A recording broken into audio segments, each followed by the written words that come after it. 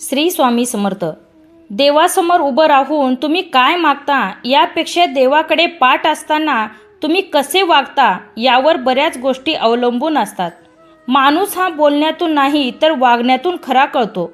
चांगले कर्म, चांगले विचार जर तुमच्या मनात असतील तर तुम्ही मंदिरात नाही गेलात तरी चालतं, पण तुमच्या हृदयातल्या मंदिरात जर अंधार असेल तर तुम्ही जगाच्या कुठल्याही मंदिरात कितीही दिवे लावलेत तरी त्याचा काहीच उपयोग होणार नाही.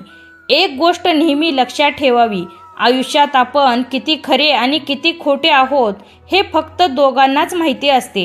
एक परमात्मा आणि दुसरा आपला अंतरात्मा. त्यामुळे आपल्यातील दोन गोष्टी कधीच संपू देऊ नका. एक मनाचं बालपण आणि दोन अंतकरणातील देवपण.